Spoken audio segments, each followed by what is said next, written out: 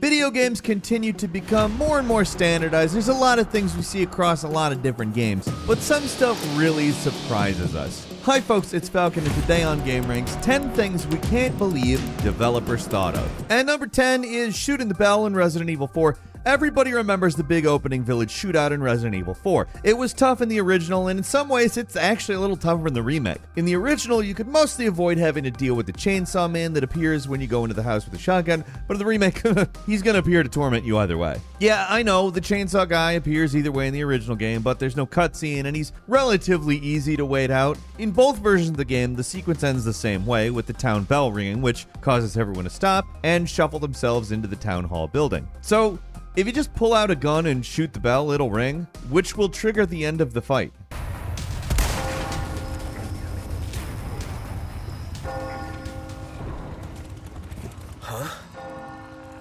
Turning one of the most difficult opening sequences in gaming into one of the easiest. Now all we need is the bell to ring during the open of Resident Evil Village, and then we'd be getting somewhere.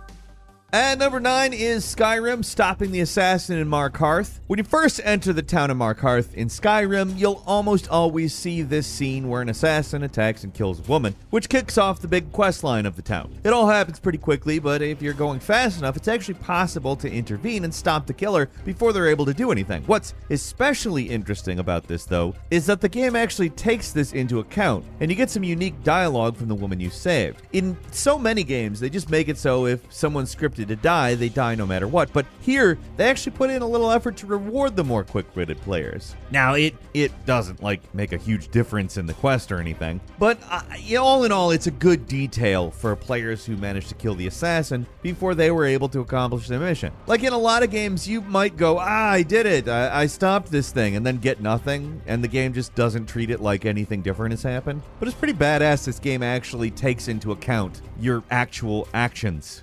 And number 8, Hi-Fi Rush, winning a fight you're supposed to lose. Games love to throw in scripted events where you fight something that seems impossible, and to progress the game you actually have to lose. It's rare, but sometimes the game will actually let you win and acknowledge what you've done. Like, for instance, the opening boss of Devil May Cry 5, where it's clearly meant to be unbeatable, but if you somehow manage it, then the game gives you an ending and an attaboy for winning. You know, because the events of the game wouldn't happen if you won. Most games aren't so forgiving and just force you to lose no matter what, but Hi-Fi Rush actually does something pretty different. Near the start of the game, you run into an enemy that you're not supposed to be able to beat. You need Macaron with you to break them, but at that point, the game hasn't given you an opportunity to get him onto your team. So in New Game Plus, though, you can actually go back through the game with all of your unlocked allies, so that means this fight, totally beatable. The fun part is that the game actually comments on this. You get messages from Cinnamon accusing you of cheating, and Mr. Jai, some macaron has yet to join you. This is cheating. When the fight is over, they break the fourth wall and say they're gonna run the original cutscene anyway. Well, this messes everything up. Do not be afraid. I will activate the cutscene as usual. Which is funny because in most games, they would just run the original cutscene because it would take effort to make different content to put there. And here, they put the effort into making more content to tell you they're going to run the original cutscene. And number 7 is High on Life, killing Dr. Jupy.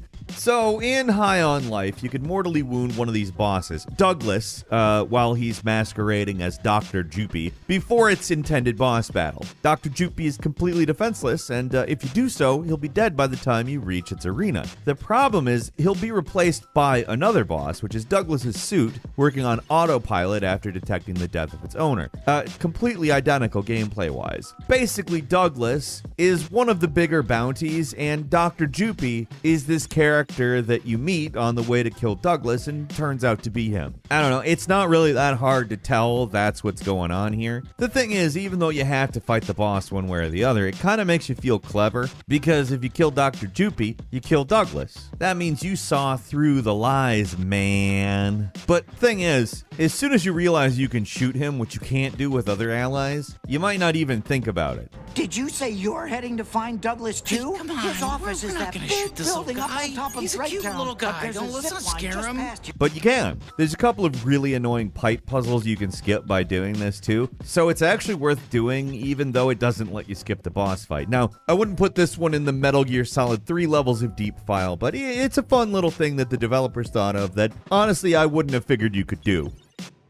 At number 6 is alternate boss phases in Cuphead. Cuphead already a game packed with these crazy little details, but I had no idea about these alternative ways to fight a few of the game's many big boss battles. Now, in my defense, all of these were added to the game later in a patch, but still, the attention to detail is absolutely mind-blowing. Probably the most appropriate alternate boss phase is when you fight the Root Pack. After you beat the potato, the second guy you have to fight is the Onion, who spends the entire fight crying, never directly attacking you, so just do what he does. It's instinct to just start shooting when a big target appears, but in this case it's better to stop yourself. If you don't shoot the Onion at all, he'll appear, look around, and then disappear, which will trigger a new boss phase where you have to deal with this little radish guy. One of the strangest secret phases is against Sally's stage play. Normally her phases involve different stages of life, so you start with her getting married, then house with a baby, then the afterlife, or something like that. It's odd. But to trigger the alternate phase, you jump up on top of these two cherubs that look like they're part of the scenery, and that causes the groom to get crushed by fallen stage equipment in the background.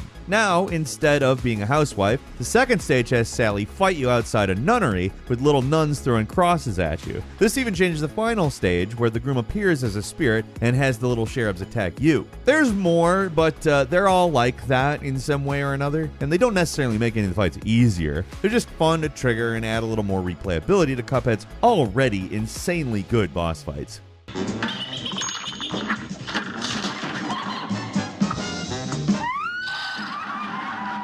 At number 5 is Shadow Tactics Blades of the Shogun, the sneezing powder trick. Basically a modern reimagining of games like Commandos and Desperados, Shadow Tactics is about as in-depth and hardcore as stealth games get. In it, you control an entire team of characters pulling off seemingly impossible jobs deep in enemy territory, and you know a game is tough when it reminds you to quick save after 30 seconds or so, because it's basically necessary to survive. It should come as no surprise that the final mission is a real beast in this game. It can easily take up to an hour or more. There's soldiers everywhere, and even the most minor progress takes a long time. It's a game that has to be approached slowly unless you use this one trick. At one point in the mission, the guy you're meant to assassinate will stop and inspect some soldiers on target practice. With some luck and timing, it's possible to use some sneezing powder on a soldier and make them fire their gun in the wrong direction, which just so happens to be the direction of your target. This one trick turns a mission that takes over an hour to complete into one you can finish in just minutes. It's amazing, and it's fantastic the devs actually made the whole thing possible.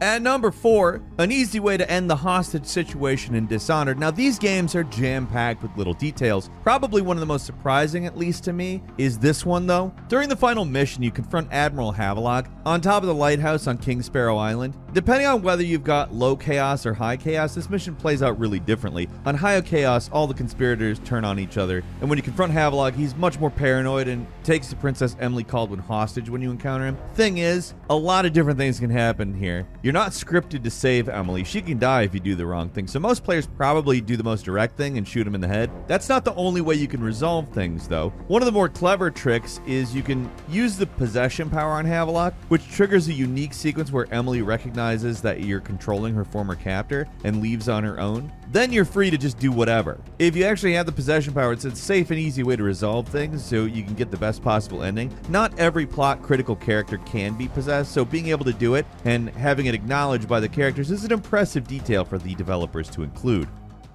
And number 3 is Enter the Matrix, losing to win. Most of the time when you're playing a video game, you want to win, right? That's obvious. When you die in a game, you got to start over, go back to the checkpoint, reload your save, whatever. Losing a fight is bad, especially when we're talking about a fight you're supposed to win. Enter the Matrix, a different kind of game though. I don't know if it's necessarily good, but as far as movie tie-in games go, it was at least ambitious, if nothing else. In the later part of the game, there's a part where you fight this guy named Seraph before you can talk with the Oracle. He's not exactly easy, but he's not super tough either, so it's likely most players will beat him on the first try. That's all well and good, but after you meet the Oracle, you have to deal with this huge chunk of levels where you have to run from Agent Smith. The levels can be a huge pain, but the whole thing's trial and error, and a case study in frustration that goes way longer than it needs to. So you've suffered through this whole thing once, why do it again? You can skip the entire Smith chase, and all you had to do was the counterintuitive thing of losing the fight with Sarah. That is all it takes. You lose to him and you skip straight to the next set of levels. It's one of these weird things games put in dev that doesn't make a lot of sense, but it's welcome. I am sorry,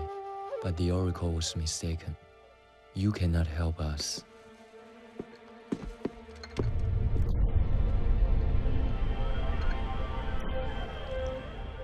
At number 2 is Splinter Cell Double Agent, Jamie's heart condition. The release of Splinter Cell Double Agent was super weird. There's actually 2 completely different versions of the same game, one for next-gen consoles like Xbox 360 and PlayStation 3, and another for Xbox and PS2 and GameCube. They aren't just slightly modified versions either, they're completely different. They have different levels, you do a lot of different things, just the basic premise of Sam Fisher becoming a double agent, that's the thing that is shared between these games. Personally, I think the superior version is actually the quote-unquote last-gen version. It was made by the Chaos Theory team, and while it's not as strong as Chaos Theory, there's some really good stuff in it. Like, there's one interesting little trick. One of the main terrorists you deal with in the game is Jamie Washington. He's the guy you break out of jail with at the start of the game. Early on, you find a note mentioning that Jamie actually has a pacemaker in his chest, which seems like an odd detail, but it has major ramifications later. Near the end of the game, you actually get to go ahead and take out Jamie. Normally pretty tricky to deal with, but if you remembered that note, the encounter becomes much easier. One of the main tools you get in Splinter Cell games is a pistol attachment called the OCP. It'll short out lights and electronics, and you don't have to shoot them, so you probably know where I'm going with this, right? You can use the OCP on Jamie, and it causes his pacemaker to stop, and that kills him. This isn't how you're supposed to do that part, and there's no other characters in the series who are affected by using the OCP on them. It's the only time it does anything to an actual human, which is a crazy little detail that's actually really awesome. And finally, at number 1, Cave Story, just saying no. You know how most old games give you the option between yes and no, and about 99% of the time saying no didn't mean anything? These games didn't really give you a choice. They say something like, but thou must, and just repeat themselves until you finally say yes. So it's like, why ask the question, man? Anyway, it's still actually pretty common nowadays. Yeah, they might fancy it up a little bit with dialogue, but at the end of the day, most of our choices don't really matter in games. That's what makes this so amusing in one of the original indie hits, Cave Story. Near the start of the game, you encounter this obvious mini-boss guy named Balrog who asks if you want to fight. You get the option to say yes and no, but the funny thing here is that if you say no, he's just like, okay, and then leaves. That's all it takes to get out of this boss fight. Just saying you don't want to do it, and he actually listens. That's probably the most respectful video game boss I've ever seen. Oh, you don't want to fight?